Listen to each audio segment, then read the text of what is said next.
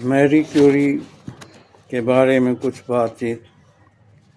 विज्ञान के क्षेत्र में जिसे नोबेल पुरस्कार मिलता है वह निश्चित ही एक महान वैज्ञानिक होता है। यदि विज्ञान के इतिहास में कोई ऐसा व्यक्ति ढूंढा जाए जिसे 2 बार नोबेल पुरस्कार मिला हो और वह भी अलग अलग विषयों में, पति पत्नी को नोबेल पुरस्कार मिला हो, माँ बेटी को नोबेल पुरस्कार मिला हो तथा जिसके परिवार में कुल 5 नोबेल पुरस्कार मिले हों, तो ऐसा व्यक्ति तो असाधारण ही कहा जाएगा। विज्ञान के इतिहास में ऐसी महान उपलब्धि आज तक एकमात्र महिला वैज्ञानिक मैरी क्यूरी के खाते में दर्ज है। मैरी क्यूरी का मूल नाम मारिया स्क्लोदोवस्का था। इनका जन्म 7 नवंबर सर रमन की जन्मतिथि 1867 को पोलैंड की राजधानी वारसा में हुआ।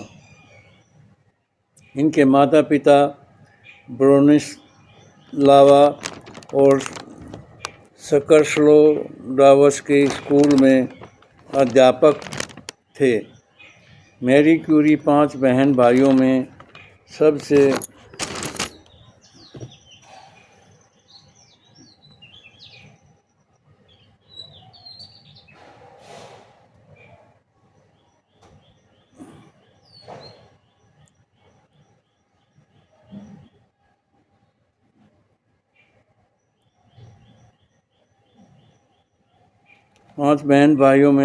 छोटी थी।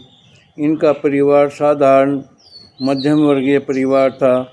जब इनकी आयु 10 वर्ष थी तो इनकी माताजी की मृत्यु हो गई। अब इनका परिवार आर्थिक संकट में था। उन दिनों पोलैंड स्वतंत्र नहीं था, यह रूस के अधीन था। रूस में उन दिनों जार अलेक्जेंडर द्वितीय का राज्य था। सन 1881 में क्रांतिकारी विद्यार्थियों के एक समूह द्वारा जार का खात्मा कर दिया गया। उस समय पोलैंड में बहुत खुशियां मनाई गई। मैरी क्यूरी भी इस पर बहुत खुश हुई और अपने क्लासरूम में जी भरकर नाची। अब इनके पिताजी की नौकरी भी नहीं थी। परिवार की सब जमा पूंजी खर्च हो चुकी थी। इनका परिवार अब गंभीर आर्थिक संकट में था। मैरी क्यूरी पढ़ाई में बिल्कुल बहुत निपुण थी। वह बहुत जिज्ञासु थी। उसे अपनी पढ़ाई जारी रखने और आगे बढ़ने के लिए पोलैंड से बाहर जाना था। मैरी क्यूरी अपनी बड़ी बहन ब्रोनिया के साथ पेरिस आई। दोनों ने ट्यूशन करके अपनी पढ़ाई जारी रखी। ट्यूशन से इतनी कमाई नहीं हो सकती थी कि दोनों पढ़ सकें। दोनों ने जिद की कि दूसरी पढ़े। मैरी क्यूरी की दलील सिरे चढ़ी। ब्रोनिया पढ़ने लगी। मैरी क्यूरी ने अमीरों के घर झाड़ पोंछा कर किसी तरह गुजारा किया। उसने कई परिवार बदले। उसे कई प्रकार के खट्टे मीठे अनुभवों से गुजरना पड़ा। एक जगह वह लिखती हैं, मैं अपने अनुभव के आधार पर कह सकती हूँ कि प्रसिद्ध उपन्यासों के चर्चित पात्र सचमुच में होते हैं। इन्होंने इन परिवारों के साथ अच्छे संबंध भी बनाए और फालतू समय में पड़ोस के गरीब बच्चों को पढ़ाया भी। सन 1891 में मैरी क्यूरी पेरिस आई। यहाँ बहुत ही विषम परिस्थितियों में इन्होंने अपनी पढ़ाई की। 1893 में इन्होंने मास्टर डिग्री हासिल की। इसके लिए इन्हें छात्रवृत्ति 600 रूबल मिली। 1894 में जब इन्हें नौकरी मिल गई तो इन्होंने वह छात्रवृत्ति यह कहकर वापस कर दी कि अब वह कमाने योग्य हो गई है। यह छात्रवृत्ति अब किसी और योग्य प्रतिभागी को दे दी जाए।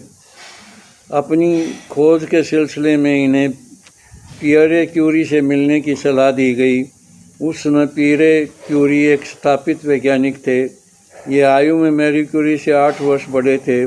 वे मैरी क्यूरी के प्रतिभा से बहुत प्रभावित हुए। इनके बीच नज़दीकियाँ इतनी बढ़ी कि जुलाई 1895 में इन्होंने विवाह कर लिया। सितंबर 1897 में इनके एक बेटी इरेन हुई, जिन्हें बाद में नोबेल पुरस्कार मिला। इस कारण इन्हें कुछ समय प्रयोगशाला से दूर रहना पड़ा। बाद में दोनों ने मिलकर काम शुरू किया। पियरे ने मेरी के काम में शोध में अधिक दिलचस्पी दिखाई और इन्हीं के प्रोजेक्ट में अधिक ध्यान लगाया। इन्हें अपनी खोज के सिलसिले में बड़ी मात्रा में पिच ब्लेंडे की ज़रूरत थी, जिससे रेडियम निकलना था। रेडियम निष्कर्षण के लिए स्थान और साधनों की ज़रूरत थी। इन्हें प्रयोगशाला स्थान के नाम पर एक दिन एक टिन शेड ही मिला, जिसका फर्श फूटा था। फर्नीचर के नाम पर कीड़े लगी हुई कुछ पुरानी मेज़ कुर्सियाँ ही थीं। भट्टी के नाम पर पुराना जंग लगा स्टोव था। क्यूरी दंपत्ति से पाकर भी खुश थे कि वे अपने काम को आगे बढ़ा सकते थे। इन्होंने अपनी पीठ पर ऐशक ढोया। बार प्रसिद्ध वैज्ञानिक SW ओस्टवाल्ड बर्निल से पेरिस यह देखने के लिए आए कि इस प्रयोग में क्यूरी दंपत्ति किस प्रकार काम कर रहे हैं। उन्हें यकीन नहीं हुआ कि दुनिया की एक महान खोज ऐसी परिस्थितियों में भी हो रही है। वे लिखते हैं, यदि मैं आँखों से नहीं देखता और केवल मुझे यह सब बताया जाता तो शायद मैं यही समझता कि मेरे साथ मजाक किया जा रहा है। मैरी क्यूरी रेडियम निकालने में सफल हुई। इन्हें नोबेल पुरस्कार मिला। ये नोबेल पुरस्कार लेने के लिए नोबेल कमेटी के पास नहीं गए। इसके लिए इन्हें 48 घंटे की थकान भरी यात्रा करनी पड़ती थी। इस समय को भी ये व्यर्थ नहीं गंवाना चाहते थे। 1914 में इन्होंने रेडियम संस्थान की स्थापना की।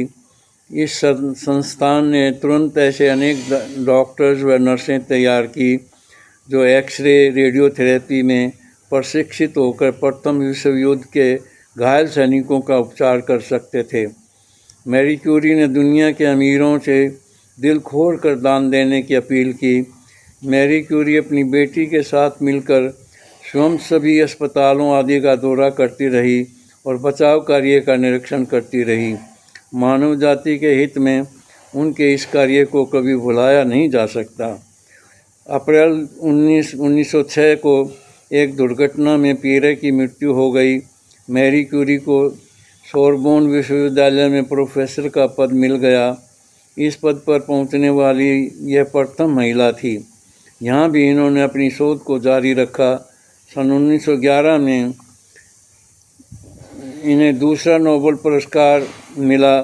इन्होंने अपनी खोज से प्राप्त रेडियोधर्मी तत्व का नाम पोलोनियम रखा। बचपन से ही इनका सपना था कि वो अपनी खोज का श्रेय अपने देश को देंगी, इसलिए इन्होंने अपनी ये खोज पोलैंड के नाम की। इनकी इस खोज पर वैज्ञानिक समुदाय में एक विवाद भी खड़ा हुआ। बहुत से वैज्ञानिकों का यह कहना था कि मैरी क्यूरी का यह काम मौलिक नहीं है, अपितु उसी काम की दोहराई है जो काम इन्होंने अपने पति के साथ मिलकर पहले किया था। मैरी क्यूरी ने फिर भी विनम्रता से इसे स्वीकारते हुए अपने नए काम को उन्हीं की प्रेरणा माना। जाहिर है मैरी क्यूरी का काम ऐसा था जिससे हर समय रेडियोधर्मी विकिरण के बीज सहना था। इस काम से उनका शरीर छलनी कर दिया। वह गंभीर रूप से बीमार हो गई। दुनिया के सभी वैज्ञानिकों ने मैरी क्यूरी से अपील की थी कि वे आराम करें और अपनी शोध यात्रा को विराम दें ताकि वे कुछ समय ज़्यादा से जी सकें। मैरी क्यूरी ने स्पष्ट इनकार कर दिया। इन्होंने कहा, मेरा जीवन मेरे काम से ज़्यादा महत्वपूर्ण नहीं है। मैं अपना काम ज़रूर जारी रखूँगी। मैरी क्यूरी के जीवन के खाते में जो सबसे बड़ी उपलब्धि जाती है वह यह है कि इन्होंने अपने किसी भी काम का कोई पेटेंट नहीं लिया। उसका कहना था कि समस्त मानव जाति की धरोहर है। ज्ञान का प्रवाह अबाध रूप से समस्त मानव जाति तक पहुंचना चाहिए। जुलाई 4, 1934 में यह महान हस्ती इस दुनिया को अलविदा कह गई। विज्ञान की दुनिया में यह नाम हमेशा अमर रहेगा और प्रेरणा देता रहेगा। यह सब बात मैंने वैज्ञानिकों के निहितार्थ वेदप्रिया जी द्वारा लिखी किताब के पाठ से ली है। उनका बहुत बहुत धन्यवाद। जय हिंद, जय हरियाणा।